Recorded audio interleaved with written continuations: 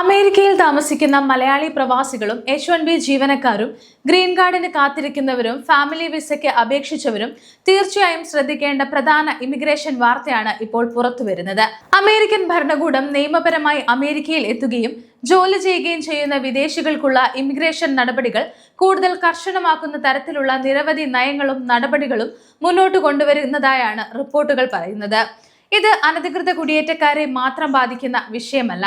H1B, green card, family based immigration, PERM, OPT, STEM OPT, H4EAD തുടങ്ങിയ നിയമപരമായ immigration വിഭാഗങ്ങളെയും ഇത്തരം മാറ്റങ്ങൾ ബാധിക്കാനുള്ള സാധ്യതയുണ്ട്.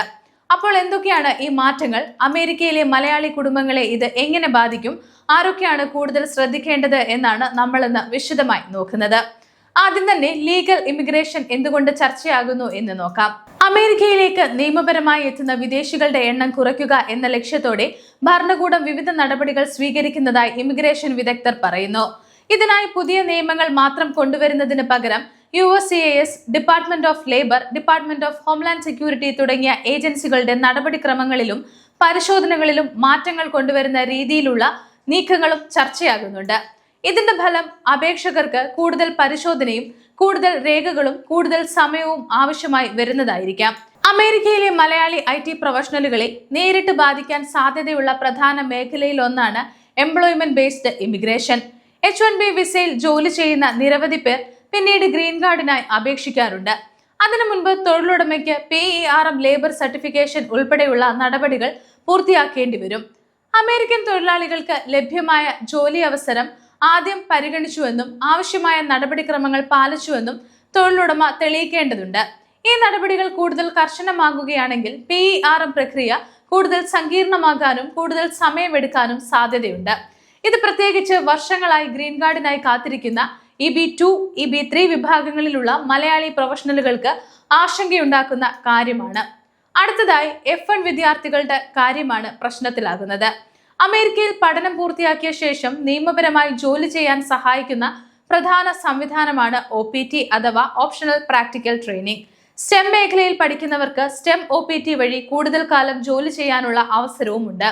പഠനം പൂർത്തിയാക്കിയ ശേഷം ജോലി ചെയ്ത് അനുഭവം നേടാനും പിന്നീട് H1B പോലെയുള്ള തൊഴിൽ വിസകളിലേക്ക് മാറാനും ആഗ്രഹിക്കുന്ന നിരവധി ഇന്ത്യൻ വിദ്യാർത്ഥികൾ OPTയെ ആശ്രയിക്കാറുണ്ട്. അതുകൊണ്ട് OPT, STEM OPT എന്നിവയിൽ നിയന്ത്രണങ്ങൾ വരാനുള്ള സാധ്യത വിദ്യാർത്ഥികളിൽ വലിയ ആശങ്ക സൃഷ്ടിക്കുന്നുണ്ട്. ഫോമുകൾ സമർപ്പിക്കേണ്ട സമയക്രമവും ഇവിടെ വളരെ പ്രധാനമാണ്. ഫോം I-539, ഫോം I-765 തുടങ്ങിയ അപേക്ഷകളിൽ വരുന്ന പുതിയ പതിപ്പുകളും നടപടിക്രമങ്ങളും വിദ്യാർത്ഥികൾ പ്രത്യേകം ശ്രദ്ധിക്കണം. അപേക്ഷ നൽകുന്നതിന് മുൻപ് അന്നത്തെ ഔദ്യോഗിക USCIS നിർദ്ദേശങ്ങൾ പരിശോധിക്കുന്നത് വളരെ പ്രധാനമാണ്. അമേരിക്കൻ പൗരത്വത്തിനായി അപേക്ഷിക്കുന്നവരും കൂടുതൽ ശ്രദ്ധിക്കേണ്ട സാഹചര്യമാണ് ഇപ്പോഴുള്ളത്. ഫോം N-400 വഴി നാച്ചുറലൈസേഷനായി അപേക്ഷിക്കുമ്പോൾ USCIS വിവിധ പശ്ചാത്തല പരിശോധനകളും രേഖാ പരിശോധനകളും നടത്തുന്നു. മുൻപ് സമർപ്പിച്ച രേഖകളിൽ തെറ്റായ വിവരങ്ങൾ നൽകിയിട്ടുണ്ടെങ്കിൽ അത് പിന്നീട് വലിയ നിയമപ്രശ്നമായി മാറാം. അതുകൊണ്ട് പൗരത്വത്തിനായി അപേക്ഷിക്കുന്നവർ മുൻകാല ഇമിഗ്രേഷൻ രേഖകളിലെ വിവരങ്ങൾ കൃത്യമാണെന്ന് ഉറപ്പാക്കണം. ചില പ്രത്യേക കേസുകളിൽ മുമ്പ് ലഭിച്ച പൗരത്വം തന്നെ പരിശോധിക്കുന്ന ഡീനാച്ചുറലൈസേഷൻ നടപടികളും നിയമപരമായി സാധ്യമാണ്. എന്നാൽ ഇത് എല്ലാ പൗരന്മാരെയും ബാധിക്കുന്ന ഒരു സാധാരണ നടപടിയല്ല. പ്രത്യേക നിയമപരമായ സാഹചര്യങ്ങളിലാണ് ഇത്തരം നടപടികൾ ഉണ്ടാകുന്നത്. അമേരിക്കൻ പൗരന്മാരും ഗ്രീൻ കാർഡ് ഉടമകളും മാതാപിതാക്കൾ, മക്കൾ, ഭർത്താവ്, ഭാര്യ തുടങ്ങിയ കുടുംബാംഗങ്ങളെ അമേരിക്കയിലേക്ക് കൊണ്ടുവരുന്നതിനായി ഫാമിലി ബേസ്ഡ് ഇമിഗ്രേഷൻ ഉപയോഗിക്കുന്നുണ്ട്. ഈ വിഭാഗത്തിലും അപേക്ഷകൾ കൂടുതൽ പരിശോധനയും കർശനമായ നടപടികളും ഉണ്ടാകുമോ എന്ന ആശങ്കയുണ്ട്.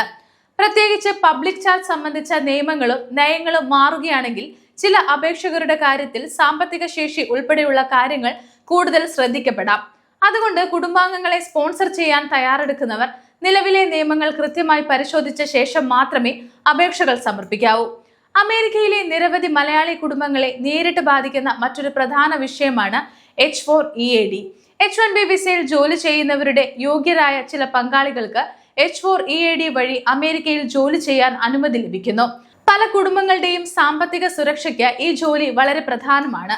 അതുകൊണ്ട് H4EAD സംബന്ധിച്ച നിയമങ്ങളിലോ അപേക്ഷാ നടപടികളിലോ മാറ്റം വന്നാൽ കുടുംബങ്ങളുടെ വരുമാനത്തെയും സാമ്പത്തിക പദ്ധതികളെയും അത് ബാധിച്ചേക്കാം. അതിനാൽ H4EAD ഉള്ളവർ അവരുടെ EAD കാലാവധി പുതുക്കൽ തീയതി, അപേക്ഷാ നടപടികൾ എന്നിവ പ്രത്യേകം ശ്രദ്ധിക്കണം. മലയാളി പ്രവാസികൾ എന്തൊക്കെയാണ് ഇപ്പോൾ ശ്രദ്ധിക്കേണ്ടത്? അമേരിക്കയിൽ താമസിക്കുന്ന മലയാളി പ്രവാസികൾ ചില കാര്യങ്ങളിൽ പ്രത്യേകം ശ്രദ്ധ വേണം. ഒന്നാമതായി, നിങ്ങളുടെ പാസ്പോർട്ടിന്റെ കാലാവധി പരിശോധിക്കുക. രണ്ടാമതായി, I-94 തീയതി കൃത്യമായി പരിശോധിക്കുക. മൂന്നാമതായി, H1B, H4, F1 തുടങ്ങിയ നിങ്ങളുടെ നിലവിലെ സ്റ്റേറ്റസിന്റെ കാലാവധി ശ്രദ്ധിക്കുക. നാലാമതായി, EAD അല്ലെങ്കിൽ മറ്റു വർക്ക് പെർമിറ്റുകൾ ഉണ്ടെങ്കിൽ പുതുക്കേണ്ട തീയതി നേരത്തെ മനസ്സിലാക്കുക. അഞ്ചാമതായി, ഗ്രീൻ കാർഡ് അപേക്ഷയുമായി ബന്ധപ്പെട്ട PERM, I-140, I-485 തുടങ്ങിയ ഘട്ടങ്ങൾ ഏത് നിലയിലാണ് എന്ന് പരിശോധിക്കുക. ആറാമതായി, USCIS സമർപ്പിക്കുന്ന ഓരോ അപേക്ഷയുടെയും ഫോം എഡിഷനും നിലവിലെ ഫീസും ഔദ്യോഗിക നിർദ്ദേശങ്ങളും പരിശോധിക്കുക. ഒരു കാര്യം പ്രത്യേകം ഓർക്കണം, അമേരിക്കൻ ഇമിഗ്രേഷൻ നിയമങ്ങളിൽ ചർച്ചയാകുന്ന എല്ലാ നിർദ്ദേശങ്ങളും ഉടൻ തന്നെ നിയമമായി മാറണമെന്നില്ല. അതുകൊണ്ട് സോഷ്യൽ മീഡിയയിലോ മറ്റ് അനൌദ്യോഗിക സ്രോതസ്സുകളിലോ വരുന്ന വിവരങ്ങൾ മാത്രം ആശ്രയിച്ച് തീരുമാനങ്ങൾ എടുക്കരുത്. USCIS, department of state, department of labour, DHS തുടങ്ങിയ ഔദ്യോഗിക സ്രോതസ്സുകളിൽ നിന്നുള്ള ഏറ്റവും പുതിയ വിവരങ്ങൾ പരിശോധിക്കുക. US ഇമിഗ്രേഷൻ, വിസ വാർത്തകൾ അറിയാൻ ഗ്ലോബൽ സമയം സബ്സ്ക്രൈബ് ചെയ്യുക. ഒപ്പം നിങ്ങളുടെ അഭിപ്രായങ്ങൾ താഴെ കമന്റ് ചെയ്യുക.